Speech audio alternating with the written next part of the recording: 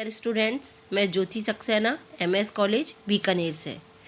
Student, आज हम बात कर रहे हैं आपसे संगठन के सिद्धांत में पद सोपान किसे कहते हैं।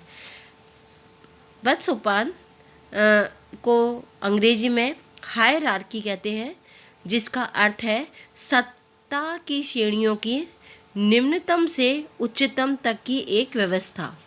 यानी एक पदों का ये सोपान होता है जिसमें छोटे बड़े जितने भी पद होते हैं उनको व्यवस्थित करके एक श्रृंखला बनाई जाती है। संगठन में ऊंचे पद से जब हम नीचे की ओर आते रहते हैं तो कर्मचारी बढ़ जाते हैं और ये पद सोपान पिरामिड की तरह हमें दिखाई देता है। दूसरे शब्दों में पद सोपान किसी अधीनस्थ पर उच्च अधिकारी का नियंत्रण होता है। प्रशासनिक संगठन में पद वर्गीकरण, निर्णय, नियंत्रण की व्यवस्था, अनुशासन, ये सभी पद सोपान से संबंधित रहते हैं। पद सोपान में संगठन में काम करने वाले अलग अलग व्यक्तियों को व्यवस्थित तरीके से जोड़ा जाता है। हर अधिकारी की स्थिति निश्चित होती है। पद सोपान व्यवस्था में सभी आदेश ऊपर से नीचे एक एक सोपान से उतरते हुए आते हैं और नीचे से ऊपर भी वापस एक एक सोपान को चढ़ते हुए ऊपर पहुंचते हैं। यानी पद सोपान में किसी भी स्तर को लांघा नहीं जा सकता है। इसलिए पद सोपान की इस व्यवस्था को उचित माध्यम से भी कहा जाता है। पद सोपान की अलग अलग विद्वानों ने अलग अलग स्टूडेंट परिभाषाएं दी हैं। J.D. मिलेट का कहना है, पद सोपान एक ऐसी पद्धति है जिसमें विभिन्न व्यक्तियों के प्रयासों को आपस में जोड़ दिया जाता है।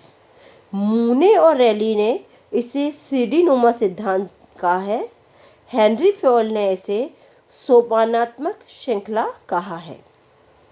L.D. वाइट का कहना है, पद सोपान ऊपर से नीचे तक उत्तरदायित्वों के कई स्तरों के कारण वरिष्ठ और अधीनस्थों का वह संबंध है जो सभी जगह लागू होता है। पद सोपान की कुछ विशेषताएं होती हैं स्टूडेंट्स, वो इस प्रकार है। इसमें अधिकार और कर्तव्यों में समन्वय रखा जाता है, क्योंकि बिना कर्तव्य के अधिकार खतरनाक होते हैं और बिना अधिकार के कर्तव्य अर्थहीन हो जाते हैं। इसमें व्यक्ति केवल अपने वरिष्ठ अधिकारी से ही आदेश लेता है। पद सोपान पर आधारित संगठन उचित माध्यम में सिद्धांत का पालन करते हैं। सूचनाएं हर स्तर से या हर माध्यम से गुजरती हैं, किसी भी स्तर को लांघा नहीं जाता। इसमें हर स्तर को अधिकार सौंपे जाते हैं। इसमें सारे प्रशासनिक क्रियाकलाप इकाई और उप इकाई में बढ़ जाते हैं। इन इकाइयों की स्थापना एक के बाद एक नीचे की जाती है, जिससे पिरामिड जैसी एक शेप बन जाती है। J.M. फिफ्नर और F.M. शेरवुड ने पद सोपान के 4 टाइप बताए हैं। कार्य पर आधारित पद सोपान, इस प्रणाली में प्रत्येक कर्मचारी का स्थान उसके द्वारा किए जा रहे कार्यों के आधार पर निश्चित होता है। कर्मचारी जैसा काम करता है उसे वैसे ही अधिकार दिए जाते हैं। अधिक अधिकार प्राप्त व्यक्ति तुलनात्मक रूप से कम अधिकार प्राप्त व्यक्ति से ऊंचा होता है। दूसरा है रैंक पर आधारित पद सोपान। इस पद्धति में कर्मचारियों की स्थिति उनके कार्यों पर आधारित नहीं होकर उनके पद पर आधारित होती है। जैसे सेना का एक कर्नल चाहे वह मुख्यालय में फाइल निपटाए या मोर्चे पर आदेश दे, वह कर्नल ही रहेगा। कौशल पर आधारित पद सोपान। पद सोपान की इस पद्धति में बहुत से ऐसे कार्य होते हैं जिनके लिए विशेष योग्यता की जरूरत होती है, जैसे अस्पताल में डॉक्टर, कारखाने में इंजीनियर, और उनकी सहायता के लिए बहुत से तकनीकी कर्मचारी कार्य करते हैं। इस प्रकार कर्मचारी के कौशल या योग्यता पर अधिक ध्यान दिया जाता है। नेक्स्ट है वेतन पर आधारित पद सोपान। इस व्यवस्था में अधिक वेतन वाले अधिकारी संगठन में टॉप पर रहते हैं और कम वेतन वाले कर्मचारी संगठन में नीचे के पदों पर रहते हैं।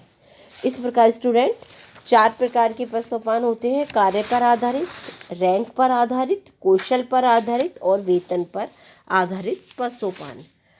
स्टूडेंट, अब ये पद सोपान एक पिरामिड की तरह होता है। स्टूडेंट, हर स्तर पर से उच्च अधिकारी जब आदेश देता है नीचे के लेवल पर आने के लिए, तो वो आदेश उच्च स्तर से गुजरता हुआ हर स्तर पर 1 बाई 1 आता रहता है और नीचे के अधिकारी द्वारा जो निर्णय लिया जाता है वो भी स्टेप बाय स्टेप ऊपर जाता है। यानी नीचे के अधिकारी का निर्णय सीधा ही उच्च अधिकारी तक नहीं पहुंचता, बल्कि वो हर स्तर पर गुजरता हुआ ऊपर तक पहुंचता है। स्टूडेंट, पद सोपान के कुछ लाभ हैं।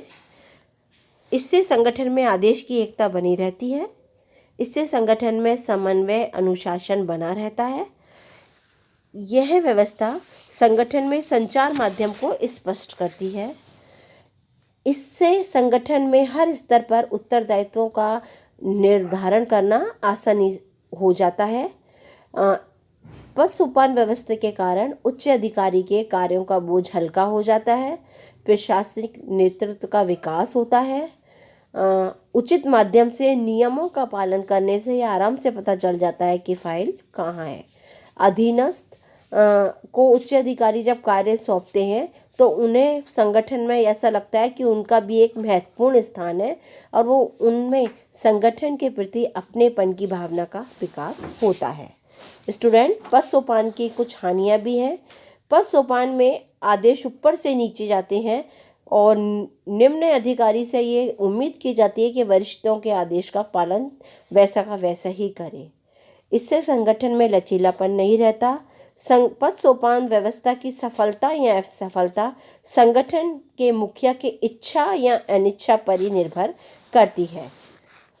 पद सोपान व्यवस्था में फाइल ये तो पता लग जाती है कहाँ है, लेकिन हर स्तर पर कर्मचारी योग्य और कुशल नहीं होते।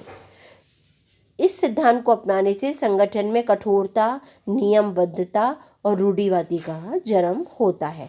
यह व्यवस्था संगठन के कर्मचारियों में ऊंच नीच के भेदभाव को पैदा करती है। पद सोपान के इन दोषों को दूर करने के लिए 2 तरीके बताए हैं। हेनरी फ्योल ने इसे गैंग प्लांक का नाम दिया है। गैंग प्लांक का अर्थ है नाव के अंदर या बाहर चलने के लिए लकड़ी का उठाऊ तख्ता। ये 2 तरीके हैं, स्तर को लांघकर या सेतु को बनाकर। पहला है पद सोपान व्यवस्था में एक के बाद एक सीढ़ी उलंघकर नीचे आने का नियम है, लेकिन यदि कोई आवश्यक या जरूरी है तो इस स्तर को लांघा जा सकता है। दूसरा है सेतु को बनाकर, यानी संगठन में 2 समस्तरीय कर्मचारी आपस में बात करना चाहते हैं तो वो निर्धारित प्रक्रियाओं को अपनाए बिना सीधा ही बात भी कर सकते हैं। स्टूडेंट्स, इस प्रकार के स्तर लांघना और सेतु बांधना, इसे हेनरी फ्योल ने गैंग प्लांक का नाम दिया है। फ्योल के अनुसार संगठन में एक संभाग के अधिकारी को दूसरे संभाग के अधिकारी से जो समस्तरीय काम पड़ता है तो उसे गैंग प्लांक का सहारा लेना चाहिए। लेकिन फ्योल ये कहते हैं कि जहाँ निजी संगठन में तो ये आसानी से किया जा सकता है, लेकिन सरकारी संगठनों में जहाँ सत्ता के सूत्र अस्पष्ट होते हैं वहाँ ये उपयोगी कम होता है। मूने और रैले ने कहा है, प्रत्येक संगठन में पद सोपान श्रृंखला उसी तरह जरूरी है जैसे कि घर में गंदे पानी को निकालने के लिए नाली जरूरी होती है, लेकिन कोई भी इंसान इन नाली को घर समझ के इसके अंदर नहीं रहता। उसी प्रकार सीढ़ी नुमा इस पद सोपान की श्रृंखला को संचार का एकमात्र साधन नहीं मानना चाहिए। इसी प्रकार निग्रो का कहना है कि संगठन की औपचारिक संरचना और नियम ही प्रमुख नहीं, बल्कि संगठन में अनौपचारिक संबंध भी महत्वपूर्ण होते हैं।